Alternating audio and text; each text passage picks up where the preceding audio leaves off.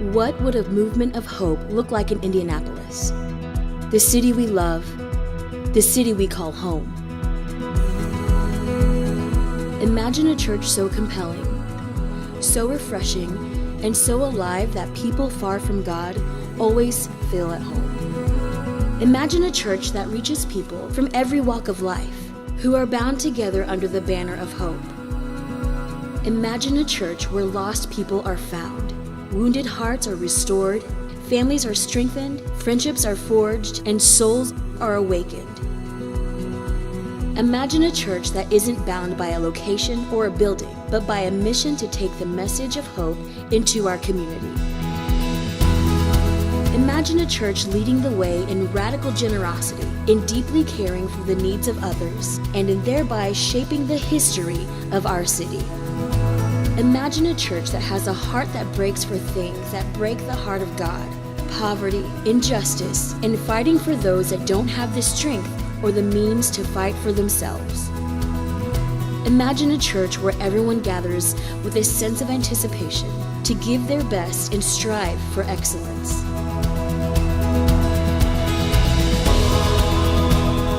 Imagine a church that has given up on behavior modification, but instead chooses to live a life in relentless pursuit of a transformed heart. Imagine a church that never stops going, never stops growing, that brings light into dark places and is relentlessly on a mission with passion and vision. The restless are rescued and the hopeless are welcomed home.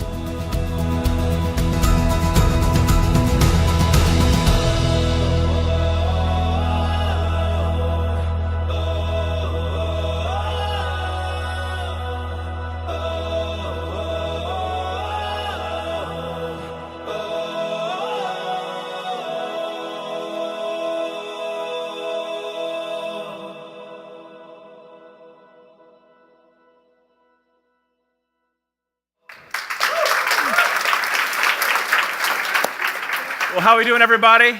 Everybody good? Man, I'm going to try not to cry. I know, I was good until Melissa started. It's downhill from there.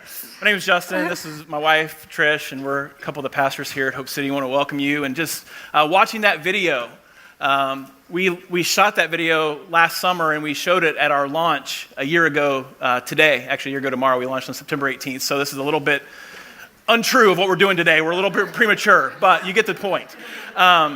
And hearing some of the phrases in that video and seeing how God has allowed those phrases to take on life in your lives is very humbling, and we're just so excited to be here with you guys today. I know you guys could be a lot of different places, and we're honored that you would spend part of your Sunday with us, even on Colts home kickoff day. And so we're going to get you out of here in time for the Colts game, but we're grateful to be here today.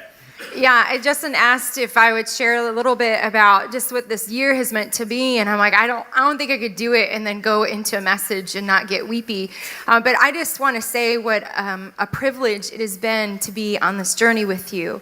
It's been an honor to walk alongside of many of you in moments of like pure joy of a baby being born or a marriage that's taken place. We've had a lot of hard times, and it's been an honor to come alongside you and weep with you and pray with you and wrestle in this whole thing called life that we live throughout the week. But I just wanted to take a moment to thank a couple of people. And in the first group that I would love to thank, if they have no idea I'm doing this, but I'm going to ask them to stand, our leadership team. If you would stand right now, and everybody would look Is any of our leadership team here? I was nervous for a second. Oh my gosh, they skipped to go to the Colts game. Stay standing for just a minute. I mean, you can look around, look behind you, in front of you. These people gave to a vision that had no feet. And they believed in a big God to do big things. And as a church that has grown from the time that we started meeting as a leadership team to who we are today is, I believe, at 4 times the size. 4 times the size. And so it's been a huge leadership curve. We've had really good highs. We've had really low lows from a leadership perspective. We've done a lot of bonding and things that have happened throughout our families and through life. And so I want you guys to know how much we thank you. I believe that this past year, it was the most critical year in the history of Hope City Church. And I thank you for being on this journey with us. So if you guys can give me a round of. And then my next group of people is those of you who have faithfully served at Hope City, whatever capacity, those of you who are crazy and show up at the crack of dawn to set up, from running sound and lights to helping our kids find hope and follow after God, our student ministry, our cafe. If you have ever served in any capacity at Hope City Church as a volunteer over the past year, would you stand?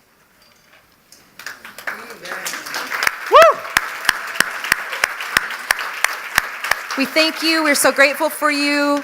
I guess we're a real humble church because you were all really slow to get up. But we just want you to know how much this church is so beyond us and so beyond what we thought it could be, living out the vision of helping people find hope and follow after God. And we just love you and we thank you. You know, today is a really cool day because it's our one year anniversary, but it's the first time in the history of Hope City that we've just done one service. And so if you're a guest today, there are some people that come to our 9 o'clock service that have never met anyone in our 10:30 service. And so everyone looks new, and so you're right at home that we're all kind of figuring this out of what it looks like to just be a part of one service. And so it's awesome just to get to see new faces and familiar faces. And if you're a guest today, thanks so much for being here. And we'd love to meet you after the service and serve you in any way that we can as a staff and as our volunteer and our leadership team. Well, today we're kicking off a brand new series called The God I Wish You Knew. And as I was thinking through what we wanted to do as we started our second year as a church, one of the things that I realized is so often how we perceive God drives a lot of things in our life. How we perceive God, the history that we've had with God dictates how we relate to other people. It dictates how we relate to our family. It dictates the quality of our marriage, the quality of our friendships. And so I thought, what if we could kick off year number 2 talking about character traits of God that we don't necessarily think are true, but that we wish were true.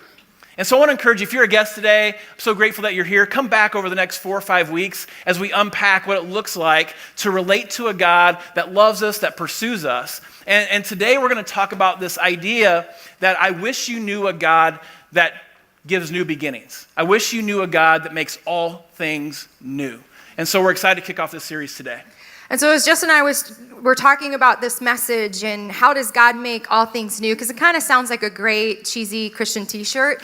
So we were flipping through the Bible and we found this really interesting, intriguing kind of, okay, God, what is really the lesson in this story of a man that I think many of us will find familiarity with? And in the passages found in John chapter 5, verses 1 through 15, you can follow along on the screens. But it's a story of a man who has an encounter with Jesus, and it says this, verse 1. Afterwards, Jesus returned to Jerusalem for one of the Jewish holy days. Inside the city, near the sheep gate, which we've talked about in the past, that the sheep gate is probably like where the lowliest of the lowly on the totem pole would work. At the sheep gate was a pool of Bethsaida with 5 covered porches, crowds of sick people, blind, lame, or paralyzed, laid on the porches. One of the men lying there had been sick for 38 years. When Jesus saw him and knew how long he had been ill, he asked him, "Would you like to get well?" And he simply replies, "I can't, sir," the sick man said, "for I have no one to help me into the pool where the water is stirred up." Now that's kind of sounding a little weird, like what's like this whole water thing, but it was this legend that the sick people, I mean, imagine all of these porches filled with sick people. And most of them unable to reach this pool of water. And this pool of water, the legend goes, is that an angel would touch it at night and that it would stir the waters up. And if you were the first person to touch the water, you would find healing. But only one person would receive that healing. Theologians believe that the water was probably like just a natural geist that would kind of bubble up on its own. But this man believed if he could just get to this water, he could be healed. So Jesus asked him, do you want to get well? And he's like, dude, I've been trying. He goes on to say, he says, while I'm trying to get there, someone else always gets in ahead of me. Jesus told him, stand up, pick up your sleeping mat and walk. And instantly the man was healed. He rolled up the mat and began walking, but this miracle happened on the Sabbath day. And if you're unfamiliar with the term Sabbath, it's just the day of rest. We find it in the first book of the Bible in Genesis, where God creates the world, and then on the seventh day he rested. And so the Pharisees, they were Jewish leaders who often were about the rules over the loving people, are saying that Jesus commits this act of healing on the Sabbath. So there's tons of tension that's happening just in this moment. It goes on to say in verse 10, so the Jewish leaders objected. They said to the man who was cured, you can't work on the Sabbath. It's illegal to carry the sleeping mat. He replied, the man who healed me said to me, pick up your sleeping mat and walk. Verse 12, who said such a thing as that? They demanded. The man didn't know, for Jesus had disappeared into the crowd, but afterwards Jesus found him in the temple and told him, now you are well, so stop sitting, or something even worse may happen to you. Then the man went to find the Jewish leaders and told them that it was Jesus who had healed him. And I think about this man who had been sick. It says in verse 5 that he had been sick for 38 years. And I have to wonder, in 38 years, after decade after decade after decade goes by, not a single person helps him. 38 years of broken, 38 years of feeling invisible and unseen. I think many of us feel that way. Our circumstances bring us to a place that when we start to lose hope, what happens is we start to lose our desire to find healing. When I lose hope that God is in this with me, I lose my desire to be healed. Many of you who know me well know that I deal with autoimmune disease, which basically means I've been tired since I was born, and nobody knows why. And so I'm used to dealing with chronic fatigue. It's just what I do. But in 2007, I probably had hit, since that year, the lowest of the lows when it came to my health. And what started out is like this dull pain in my chest and countless doctor's appointments and countless people telling me we can't find anything wrong. About 9 months in, I thought, like this man, like, I'm just crazy. Like, no one can find anything wrong with me. I'm just crazy. But that dull pain turned into a very, like, I could not sleep at night. The pain was so bad. It got to a point where I just stopped eating because eating caused pain. Even drinking caused pain. And Justin's just looking at me. He's like, I love you, but I can't take this anymore. Like, you're kind of losing your mind. He's like, you need to call the doctor. So I call the doctor. I tell him what's going on. And the nurse, I think she was trying to be helpful, but she's like, we can't help you. You have to go to the emergency room.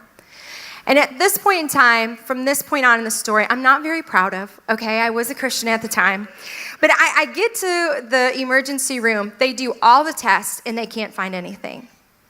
And they're about to discharge me. And y'all, the things I said were not very pastoral. The things I said, a lot of them had only 4 letters to create them. I was losing my mind, and Justin's like, I don't know what to say. I don't know how to help you. And so this hero doctor came swooshing in, and he was the gastroenterologist on call, and he said to me, can I do a procedure? And to which I responded, I don't care what you do. These people don't know what they're doing, and I need to get out of here. And he's like, okay. Can we do a procedure? And I said, sure. He's like, well, I have to put you under. And I said, I don't care what you do. These people all think I'm crazy. And so I had the procedure, and when I woke up to 2 pictures of my esophagus, which had 2 massive bleeding ulcers on them. And one of them was perforated, and so the acid from my stomach was spilling onto my heart, mimicking what felt like a heart attack. And what he put on my little picture of my little esophagus was, you are not crazy.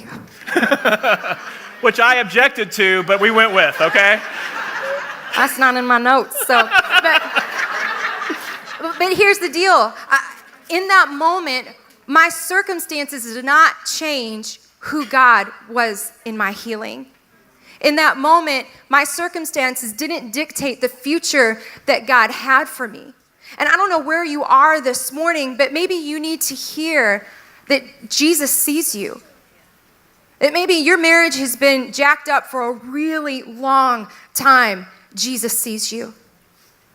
And maybe your health journey is you just can't, you're just so over it. You just don't even want to acknowledge it anymore. Jesus sees you.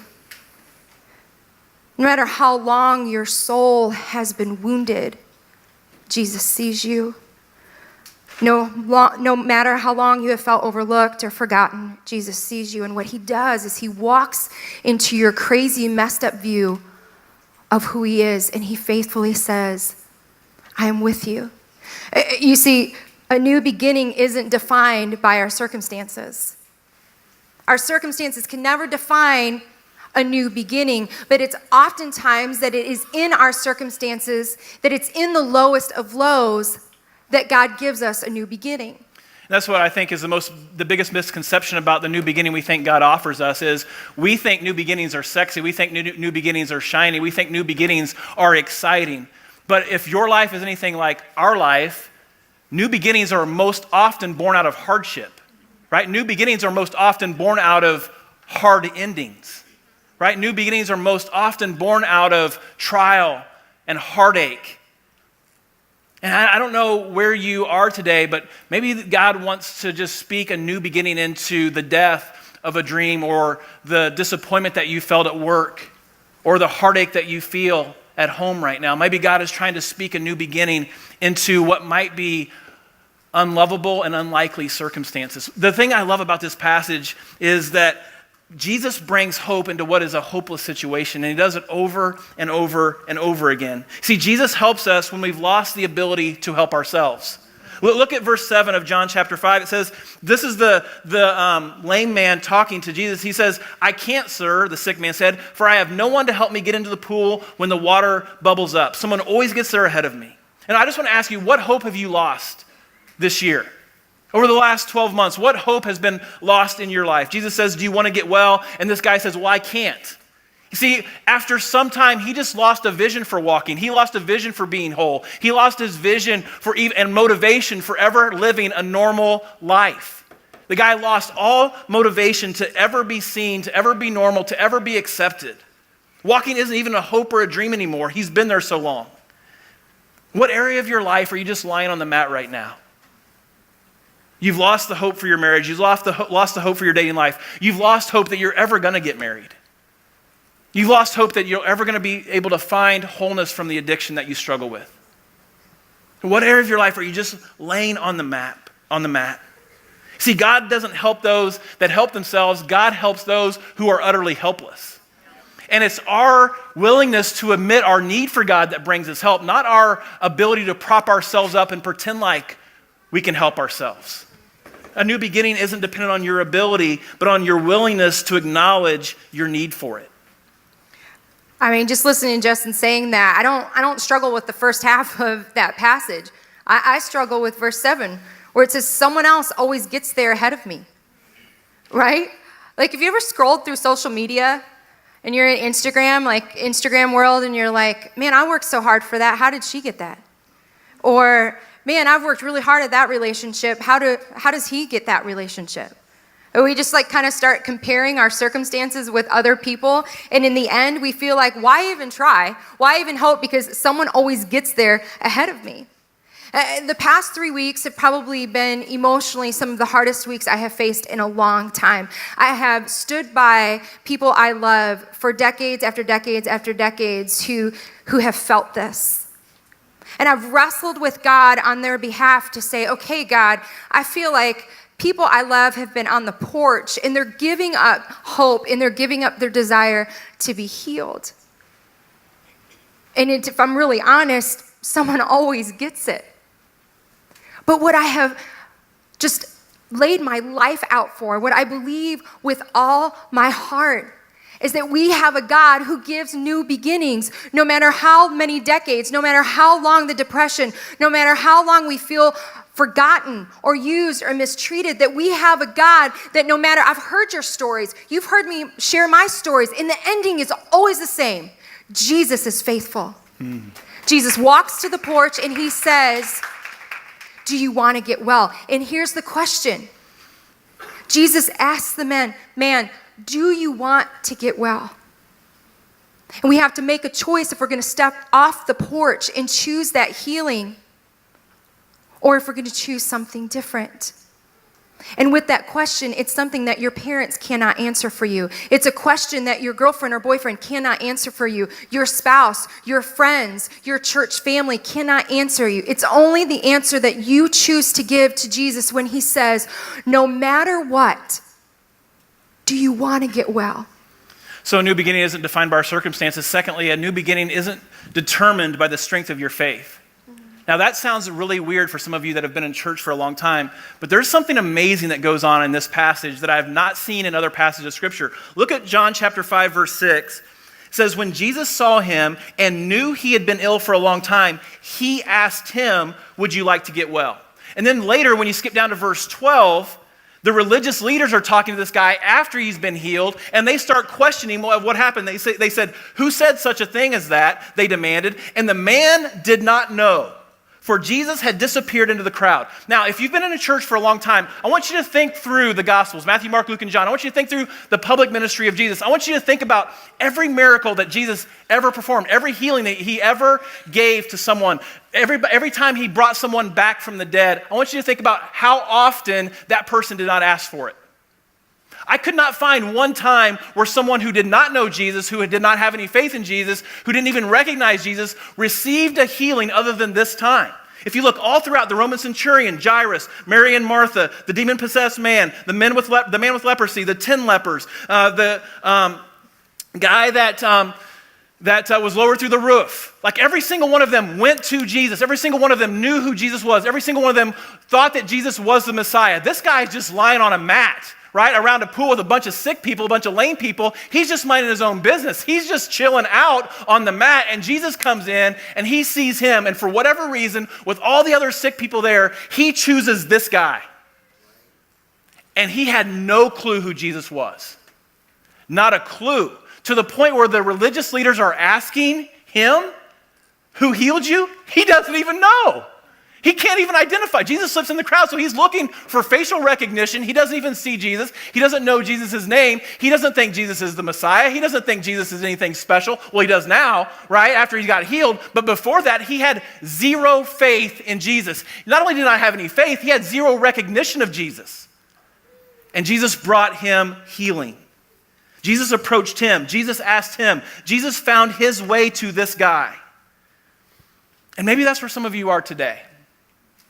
You're just minding your own business and somebody invited you to church, or we stalked you on Facebook and you kept on seeing the ad. You're like, oh my gosh, can I get this out of my feed? I'll go. You're like Cameron and Ferris Bueller's Day Off. I'll go. All right, I just dated myself right there. So anybody over 40 knows Ferris Bueller. All right. But you came this morning and you just came because it was a favor for a friend or a family member, or you have a family member or a friend that's getting baptized after the service. You're just living your life. You don't really, you know God, but you don't really have any interest in life with God. And can I just tell you that Jesus asks you today the same question that he asked this guy 2,000 years ago? Do you want to get well? Do you want to be whole? Do you want to have your life transformed? Do you want to receive something that only I can give? And it's not determined by the level of your faith. It's determined, your healing, a touch from Jesus, is only determined by your willingness to receive it. See, I think the American church has missed it for so long because we've given people the impression that you have to get yourself together before you come to God. This guy is completely paralyzed. He's completely helpless. He has no hope other than Jesus, and Jesus goes to him, just like he's going to some of you this morning. You don't have to have your life together. You have to live with a willingness to admit that your life isn't all together. And that's where God meets you most powerfully. And lastly, we close with the idea that God gives new beginnings to call us to a greater life. That we don't just walk through all of this to find ourselves at the end of ourselves. That God's saying, listen, I'm calling you to something greater. That if you look beyond your circumstances, if you'll look up and see that I'm walking into your life, that I've got something greater. And I don't want that to be misunderstood for life better. Like he'll give you a better career, or he'll give you a better family. I love my family, but you know what I mean. Like it's not about being better. What he's saying is this greater life is a different perspective. It's a different posture. We talked about planning Hope City, Justin and I. It was really birthed out of a not a dark place. Like we were doing great. Our family was doing great. Justin was in a position at a church that we loved. It was a mega church. And I remember him, Easter morning is like Easter. That's like our Super Bowl. You're supposed to be like, whoa, I'm all in this. And so we're all, the worship team and other people involved are standing there. And Justin's supposed to be doing like this, like run for the hills. It's going to be amazing. We're going to charge the world with the love of Jesus. And he got up and he had absolutely no emotion. So afterwards, we had that little team time, and we went in his office, and I said, baby, I think it's time to choose something different. I think it's time to choose what God has called you to. And the significance of that meant a lot.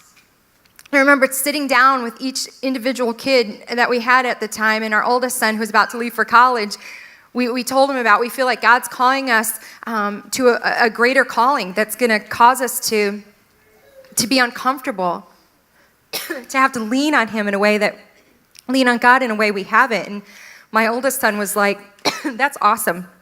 I'm going to college. I don't care. I support you. But my middle son, Elijah, which you guys have come to know and love, Elijah, he's like, dude, I am so excited for you. I believe in God. I believe he has a plan for you all.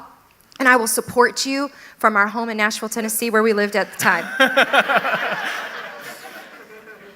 And then Justin, because we're amazing parents, I don't know what we were thinking, decided we would take our little Isaiah at the time, who's not little anymore, but he would have been in fourth grade. Fifth grade, or we sit him down in a public restaurant and tell him we're making him leave all of his friends and family.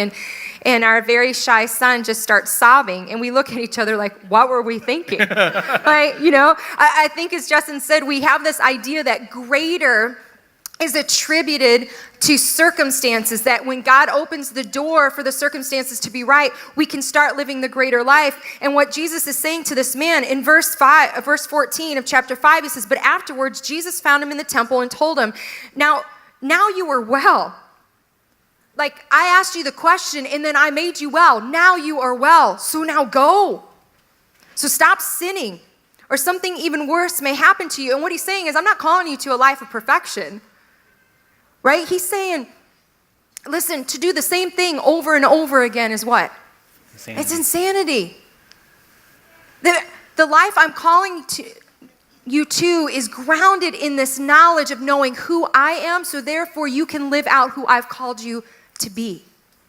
The choice to be well isn't about perfection. The choice to be well is a posture of humility, where you say, okay, God, whatever it takes. And then what he does with it, the hope that he brings into your life, is not grounded on your circumstances. It's not grounded on your job. It's not grounded on the identity of what you do for him. It's grounded in the identity that even so, even if life goes to hell in the handbasket, even so, you have a faithful God who loves you, is pursuing you, and calling you to greater things.